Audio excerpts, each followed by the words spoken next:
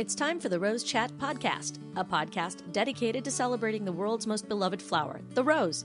Join award-winning gardeners Chris VanCleave and Teresa Byington as they chat with rose lovers and experts from around the globe. With each episode, you'll gain valuable knowledge and insights to achieve the rose garden you've always dreamed of. Listen now as we explore the world of roses. Try Haven brand soil conditioners, providing generations of gardeners with a truly all-natural alternative to chemical fertilizers with their line of composted manure and alfalfa teas. Easy to brew and use on all indoor and outdoor plants. Find them online at manuretea.com. Hey Rose friends, today our guest is Heidi Mortensen, Rose Program Manager of Star Roses and Plants. And as you can imagine, she has some beautiful roses to tell us about. So hey Heidi, welcome to Rose Chat. Hi, thank you so much. I'm so excited to be here. Well, we're thrilled to have you. So what's new in the world of Star Roses? Oh, there's so many exciting things happening at Star Roses. We are growing in big ways. The rose market has been really, really strong. And there's some really exciting new roses that we're going to talk about today. Great. So let's get started with some of the new intros.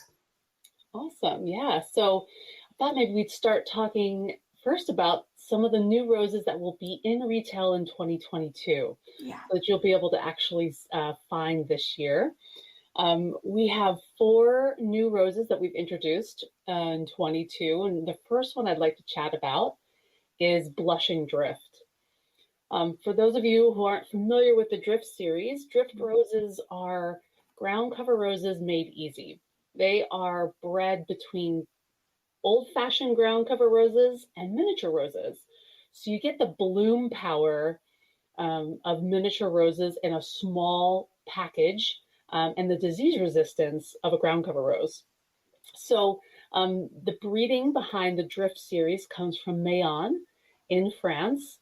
And we have 10 beautiful colors, and in 22, we've introduced Blushing Drift. Blushing Drift is a beautiful double-petaled light pink with a warm yellow center.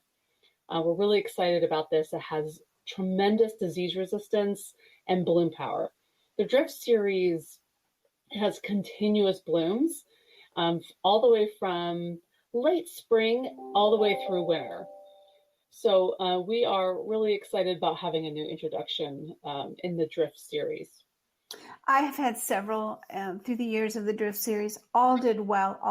Right now I have 2 borders of sweet Drift, and they're absolutely gorgeous all year. Yeah, the Drifts are we like to call it, they're the finishing touch to every landscape because they're perfect for along borders. So put them in front of your hydrangeas or other roses or other shrubs because you'll get that bloom power all year, even if the shrub behind it maybe only has a shorter bloom cycle. Another great thing about the Drift roses is how winter hardy they are. So they're all on own rootstock and they're all winter hardy to zone 4. So that's something that's really important for those northern climate gardeners, is making sure that they overwinter well and they come back the same rose. So the Drift series that's one of the trials and the testing that we do to ensure that it can withstand zone 4 winters. See what else about Drift. The new Blushing Drift is it's extremely disease resistant, and we've really found that with our grower partners, that they love growing the Drift series because they're so disease resistant. And so that translates into the garden as well. So they're really that low maintenance rose. We've also seen an increase of growers starting to grow Drift in interesting and new ways in finished containers and hanging baskets. Drift roses are really, really versatile. So if you're a container gardener and you're looking for something that stays small and compact and blooms all summer that you can enjoy year after year, Drift roses are a great option. The next new rose that you're going to see from Star Roses and Plants in 2022 is the Veranda Fiesta. So the Veranda roses are a series or a collection of roses from Cortez.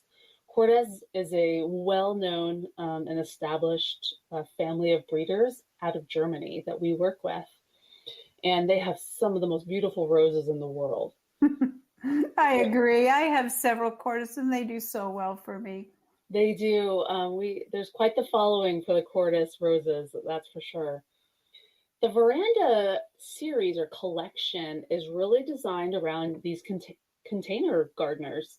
They're small, they're compact, they have bright colors, often have high petal count and fragrance. They are bred, designed, and selected specifically for containers, hence the name Veranda. Mm-hmm. So if you're looking for roses that are a little bit bigger, fuller than maybe a drift, smaller rose like that, then the Veranda is a great series for you. So the Veranda series comes in lots and lots of colors, everywhere from a beautiful lavender to a beautiful orange mango. And the new one for 22 is Fiesta. It starts yellow and ages red. So you get such a cool bi-color coloration on the petals. Often roses, when they age, they tend to fade and get more pale in color, but the Fiesta is just the opposite. So it actually gets better as the flowers age. So it's such a great patio plant. So recommend highly for any of those small space gardeners to check out the Veranda series and the new Fiesta. The next one I thought we'd talk about is a new introduction to the SUNBLAZE series. So the SUNBLAZE are some of my favorite roses at Star because they're miniatures and they are super floriferous and bright colors. So often when you think of miniature roses, you might think of what you would buy at a grocery store for your mom, like in the little 4-inch pots that they're kind of throwaway plants, right? But SUNBLAZE is different. They have been bred to have higher disease resistance and better flowering and better overwintering. So SUNBLAZE roses will winter all the way in ground through zone 5. And these, once again, the majority of the SUNBLAZE series is from Mayon, breeding out of Mayon. There's one from Jim Sproul, who's a great breeder out of California for us. But the new one is for 22 is SUNBLAZE Pink. And to really appreciate this rose, you have to see the pictures or see it in person. It's this bicolor pink and white, and it looks like a strawberry sundae. It's really, really beautiful, the coloration on it. And the SUNBLAZE roses are continuing to get even more disease resistant than they have been in the past. So the genetics are improving and getting better. So if you're looking for a really small, compact, flowering plant that flowers all summer, SUNBLAZE is a great option. It's a great container plant, and that's where most of our SUNBLAZE roses go into is finished containers. A lot of times you'll find SUNBLAZE roses in decorative containers at retail because they make such a great gift. So if you're looking for a good gift, SUNBLAZE roses are a great one.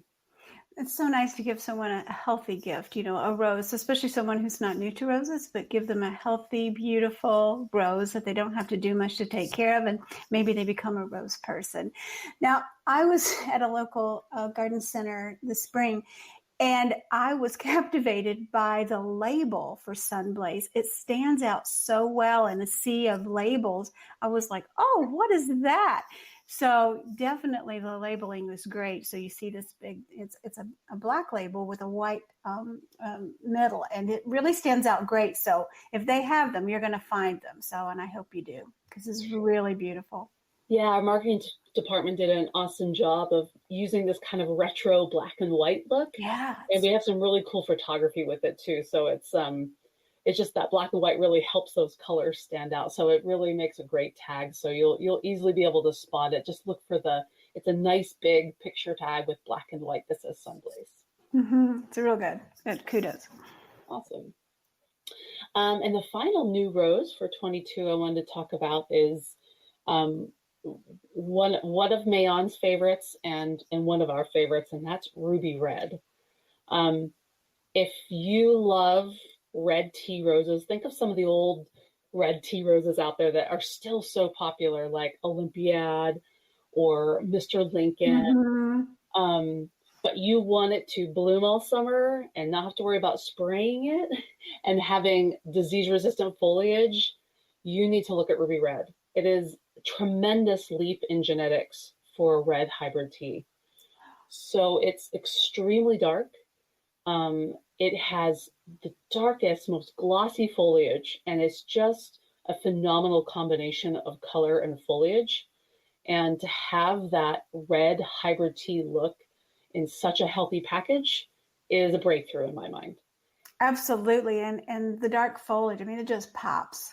It does. It's really stunning. Whenever I'm out in the rose fields and you're looking at literally thousands of roses, lots of them blend together, right? There's like, you can't tell. You can spot, there's a few roses that really stand out that you can see from far away, and you can pick out a ruby red. So really impressed with its floriferousness, its disease resistance, and just its color and its presentation. It's just an interesting note about this is Mayon is going to be using this rose as a way to give back the sales of it to disaster relief victims, especially in Ukraine. So they're doing some really cool things with this rose. So you're going to see a lot of press about it. And so we're excited. Oh, that's wonderful. Good news there. Yeah. I thought maybe, so that's all the new rose varieties that you'll see in retail for 22. I thought maybe I'd give everyone a little sneak peek, if that's okay, for 23. We love a sneak peek. I do too.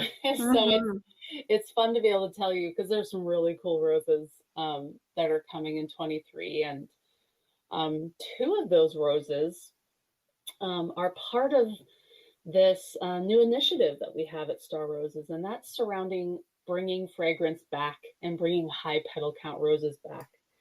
So it's a huge trend that's coming back. For many, many years, it was all about disease resistance and all summer blooming.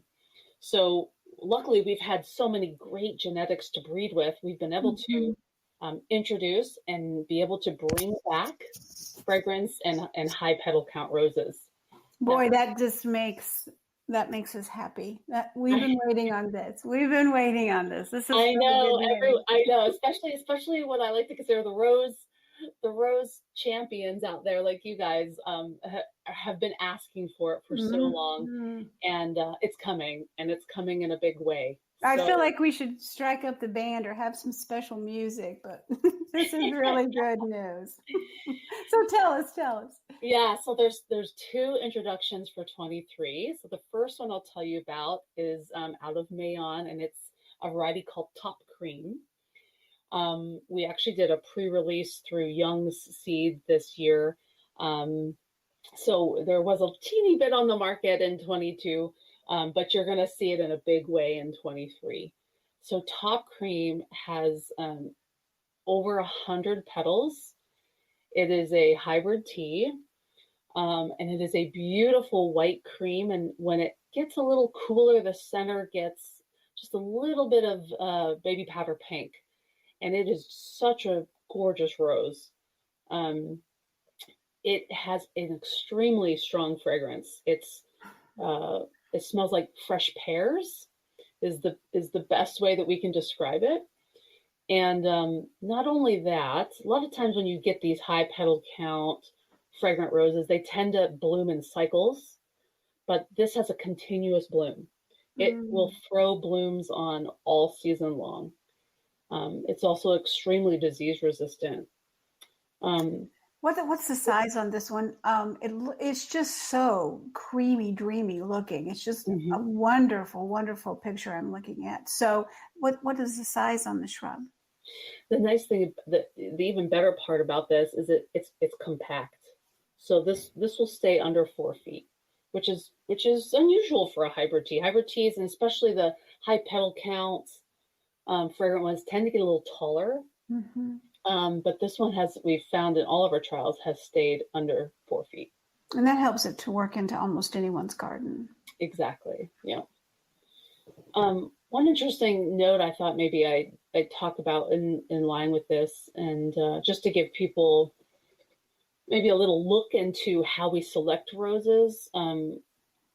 We actually have 14 trial sites around the US, and we test in pretty much every possible place where there's every disease that affects roses and how it performs there. And we use that data to decide whether we introduce a rose or not. And that process can take anywhere from 4 to 10 years, depending upon the rose and how it's performing and where it's coming from and quarantine and all sorts of things like that.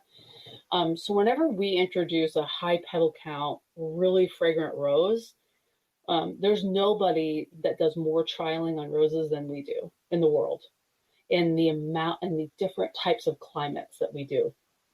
So we have everywhere from Intermountain West to the West Coast, where there's a lot of rust, to the East Coast, where there's a ton of downy mildew and black spot. We do it in the coldest regions of Zone 4. We do it in the very southern tip of Florida, in the hottest, most humid possible places. We have a lot of really great relationships with different universities, different public gardens. So all of our testing is done with no spray and no prunes. So we really put them through the ringer. So to say that a high petal count fragrant rose like Top Cream has come to the market is a big deal. And I think people will be really happy with its performance, no matter where you're at in the country. It certainly doesn't look like an easy care rose. It just looks yummy. Yeah, exactly. And that's the stigma we're trying to break is that, the genetics in roses have taken leaps and bounds in the last 20 years. And so you're going to see a lot more of these types of roses with that high disease resistance and that repeat blooming. So wonderful, wonderful. So the next one is Raspberry CUPCAKE. So Raspberry CUPCAKE is out of Cortez. Cortez has some of the most fragrant roses in the world. They have some amazing roses. So Raspberry CUPCAKE is named for 2 reasons. Its color and its the frilliness of the petals. So Raspberry CUPCAKE has over 65 petals on average, and it has a very deep, fruity raspberry fragrance. So we're really excited about this. Raspberry CUPCAKE does get a little taller. It tends to get up to the 4 to 5 feet. But that dark pink is really phenomenal. But where we love this rose the most is its frilly petals and its deep, deep fragrance. So that is what we love about this rose. And once again, it got through our trials. This rose will perform well anywhere in the country. Its own root. It's a hybrid tea. I forgot to mention Top Cream is a hybrid tea and own root as well. I'm not sure if I mentioned that, but so you're going to get that big, beautiful tea rose on a long stem with that fragrance. They also repeat bloom consistently through the year as well. It's a good bright color, good solid bright color. It is, yeah. Those bright colors are. It's interesting. There's really kind of 2 color trends happening right now in roses, and that's Top Cream and Raspberry CUPCAKE pretty much embody them. There's this romantic obsession with whites and creams. Kind of goes along with a lot of like home decorating trends. You can see all the white kitchens and the farmhouse style. But there's also this pull towards these like jewel tones and these really bright colors. So I feel like we've done a really good job of kind of hitting different trends by introducing these 2. As I look at this picture, It reminds me a little bit of a brighter Beverly. That's also a Cordes rose that's just outstanding. Yeah. So yeah, this one looks good. Yeah. Real good. There's 3 other sneak peeks I'll tell you about. We have another drift introduction in 23. We're excited about this one because it's a new color into the brand, and that's Buttercream. I didn't think there'd ever been a yellow. Yeah, there actually is a yellow, but it's only available on West Coast because it doesn't have the disease resistance I see. As the rest of the family. And so we're super excited about this one because this one has tremendous disease resistance. So this is an all over the country yellow drift. So, it is a creamy yellow too. It's going to work well with all my pinks and peaches, I think. Yeah, exactly. And any like purples, like lavenders, like it's really pretty with that when you pair it. So Buttercream starts out, it's perfectly named. Yes, yes, I agree. Yeah. It's like it literally comes out a butter yellow and then it fades to a cream. So you get that kind of, and it holds on to the color for pretty long too. So you get this cool kind of bitone yellow and cream. So it looks phenomenal with pinks and purples. So really great addition to the drift family. One other thing that I failed to mention when I was talking about drifts before that I think is really, really important right now, especially in this climate, is how drought tolerant drifts are. They are some of the most drought tolerant roses in the world. So if you're on the West Coast, Intermountain West, Southwest, drift roses are phenomenal options for you. So we actually put these through UC Davis irrigation trials, and they have performed exceptionally well in very low water areas. So just something to keep in mind if you want the color and flower power of a rose in your garden and you're in the droughted area and you're worried about conserving water, drift is a good option. And the last 2 sneak peek for 23 are 2 new SUNBLAZEs. So I mentioned before that the SUNBLAZEs are kind of getting a revival of genetics, and this is going to continue. I'll give you a little super sneak peek. We're going to have even more in 24 and 25 coming down the pipeline. So we have 2 new colors in 23. There's peach and lemon. Peach is just the cutest rose. People are going to fall in love with this coloration. It's a mix of pink, apricot, coral, and yellow.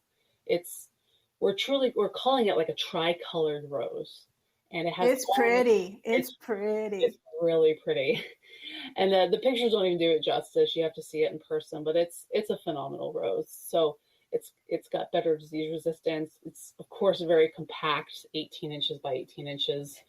It's got large flowers for a mini. One of the interesting things in the mini genre is that we're breeding for larger flowers as well. So you get that kind of big impact in a small package. So lemon is the other variety, and lemon is an improvement on other yellows in the SUNBLAZE family. It has much better disease resistance. And comes out a nice lemon yellow, and it fades to a cream as well. It reminds me a lot of drift and buttercream drift in its coloration. It has a totally different habit and a different use, but it is the flowers are really big on lemon for a mini, so it has really cool impact that way. It's a soft yellow. I like that. Yeah, and it's part of that kind of trend of these like creamy colors that people like, and these kind of soft yellows. So it's a really great rose.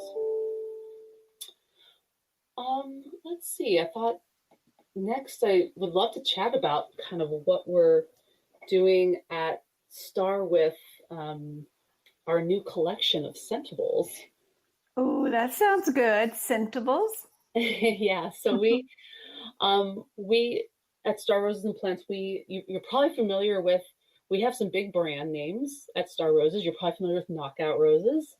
Drift roses, SUNBLAZE roses, another brand. We have Bushel and Berry is another one of our big brands. That's a container edible package.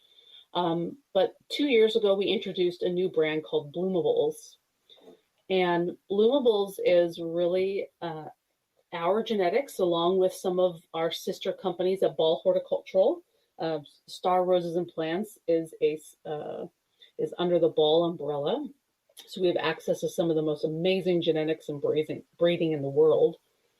And Bloomables is the brand for that. So you're going to see more and more Bloomables in big box stores. Lowe's, you'll see it all over in Lowe's in 22. Many of the roses I'm going to talk about, you're going to see in Lowe's in 23. And we have some other big retailers coming on the market. So we're really excited about that. So Scentables is a program in the Bloomables brand that's going specifically after this high petal count, highly fragrant rose market. And so we've looked across our genetics. We have access to thousands, as you can imagine, and we've pulled out the absolutely best high petal count, high fragrance, not just kind of fragrant or medium fragrance or high fragrance, like very strongly fragrant roses. And we did something fun. We actually had a really great time. We did the fragrance profile of each one of these roses. And so each one has a different fragrance profile. Most roses they're like in that citrus range, or they're in the fruity sweet range, or they're like in the really kind of spicy, almost musky range. So we did the scent profile of a certain collection of our roses, and we've put this together.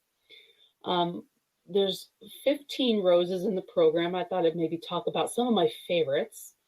You've already heard me talk about two of them, Top Cream and Raspberry Cupcake. 2 new intros for 23 will be part of that Scentables program. But I wanted to talk about 5 others that probably some of you are familiar with. You may even have them in your garden currently.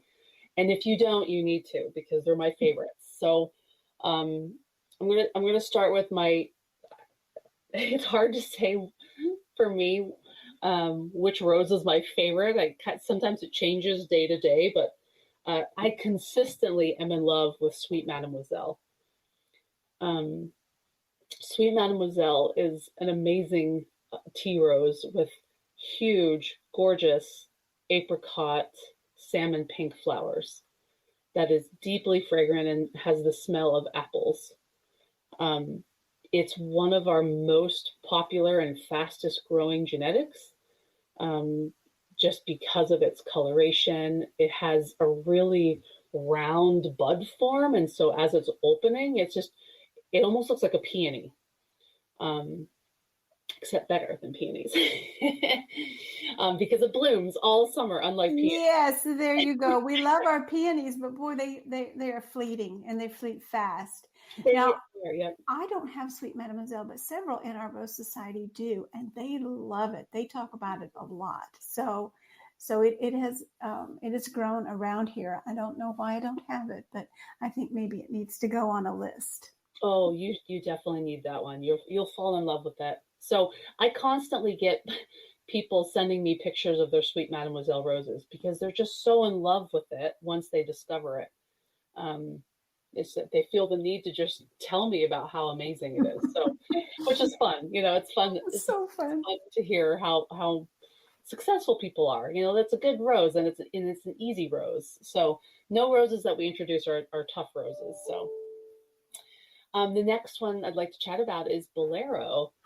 At one point, Star was challenged with, tell us what your most strongly fragrant rose is. And that's a really hard thing to do because fragrance is very subjective to climate, to the person who's smelling it, the timing that the rose opens. There's a lot of things that make it very subjective. But we chose Bolero as our top most fragrant rose that we have in our entire portfolio. Bolero is a beautiful white, very high petal count. and is very spicy. So if you want that kind of anise kind of spice, musky smell, Bolero you have to have it in your garden. The other three I'm going to talk about, the next one is part of the Cortez family, and it's a parfuma called Earth Angel. Parfuma series out of Cortez is some of their most fragrant roses, and you'll find Parfuma roses all over the place around the country.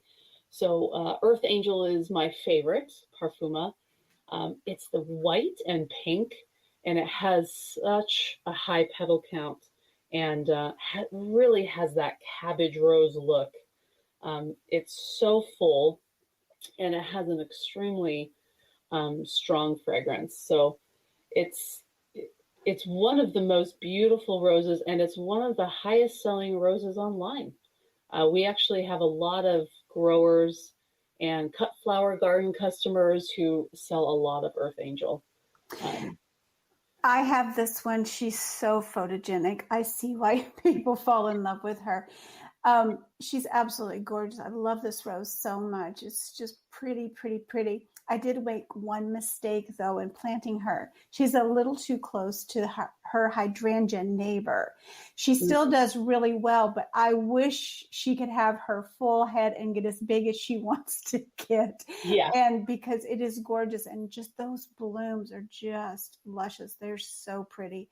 So if I get another one, I'm going to give her more space just so she can be her best self for sure. Yeah, exactly. Awesome. Well, it's good to hear you have her and you enjoy her, because she's a winner. The next one is Princess Charlene de Monaco. We just did a really beautiful photo shoot with her as a bouquet. With the last two, we just did photo shoots with these two in bouquets, and her fragrance is just dreamy, and her color and her form when she opens. Once again, one of our highest, fastest selling varieties. People are looking for Princess Charlene de Monaco. Deeply fragrant, very high petal count, beautiful apricot color. So an absolute must-have. Moonlight Romantica is the next one. The Romanticas come from Mayon. And these are, the Romantica series is a very high petal count series. Well, Moonlight Romantica is also very, very fragrant. It has a very sweet honey smell. So it's the perfect coloration for that, because that's what the color is. Yeah. It's a beautiful honey yellow. And it gets very tall. We have some of these in our display gardens in Pennsylvania. But wow, you can smell it before you even get close to it. It has a very unique, sweet honey fragrance. So makes an absolutely beautiful cut flower. So really love those. So those are 5 of some of my favorites in the scentables. We have many more. You're going to see more about scentables in the coming years, especially. So keep a lookout for bloomables and scentables. Well, I love a good collection, so I'm so glad you're putting them together and giving them a name. So when people go to look for, because so often I'm sure people are searching out the most scented roses, so you're making it easy for them to find them. Yeah, exactly. It's the number one question we get all the time. Which of your roses are fragrant? So hopefully that's what we're trying to do, is just keep it simple and just really. And another qualifier for this program is to make sure too that they went through those 14 trial sites, so that they're good roses too. They're good performing roses, so that people can be successful and find satisfaction in these types of roses again, instead of just shrub roses. I love shrub roses. I love our knockout roses, but this is a different market. It's a different person who's looking for this and what they're going to use it for. And so one of the things that, we've really battled over the years, and I'm sure you hear this all the time, is the stigma that roses are difficult.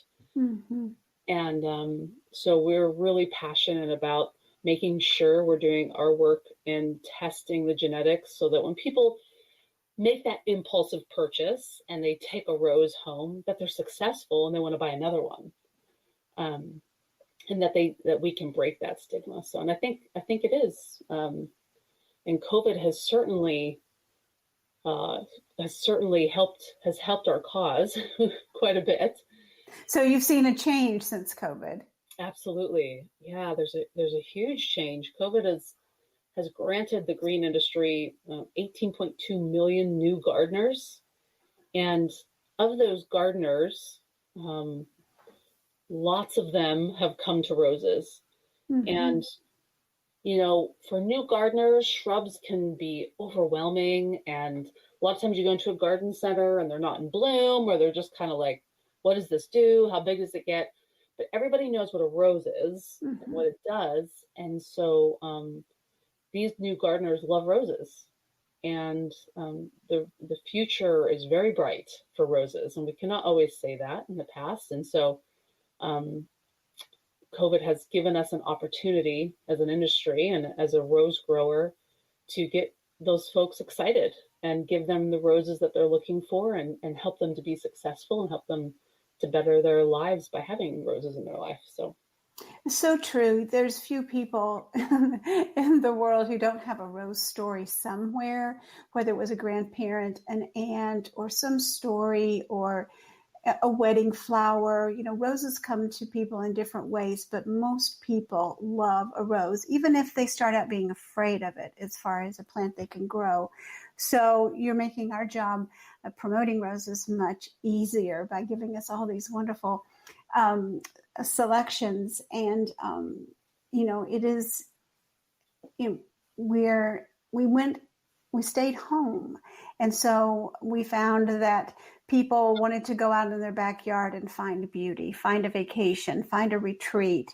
And our young families want to grow things, whether it's vegetables or flowers to put on their table. So it's just a great time for gardeners, I think. So much enthusiasm. I'm just loving it. So many good questions out there, and people are just actively seeking out more and more. And I just love seeing a younger community come into this, and we've got what they need, and it's so wonderful. So thank you for all that you do to bring these great things to market.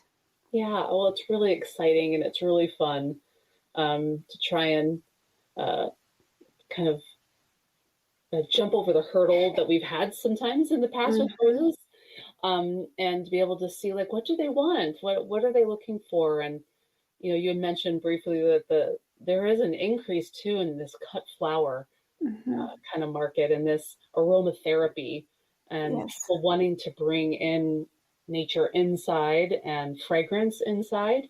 So I think roses are a great answer to that. So. It's so true, so true. Well, Heidi, you've given us a lot of beautiful choices for our garden, and I can't even tell you how exciting it is even to read the words that some of these are deeply fragrant, not lightly fragrant, but deeply fragrant. So a lot of good news. Yeah, awesome. Well, I appreciate the opportunity to come and chat, and I'd love to answer any questions anyone has. So you're free to reach out to me. And I'd be happy to help. Oh, that is good news. And thanks for being with me today. You're very welcome. Friends, wow, what a list. I'm sure you're like me and you had several roses that you wanted to put on your must-get list. So many great options today. It's just exciting. So until next time, friends, happy gardening. Happy gardening.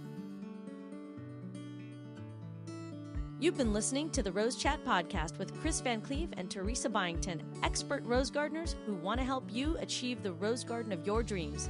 Don't miss an episode. Listen anytime on our website at rosechatpodcast.com, or listen on the go via the Rose Chat app on iTunes and Stitcher Radio. Share this podcast with your social networks and join us on Facebook, Twitter, and Instagram by using the hashtag RoseChat. Join us next time for another edition of the Rose Chat podcast. The Rose Chat podcast is a production of the Rose Chat Media Group, Birmingham, Alabama.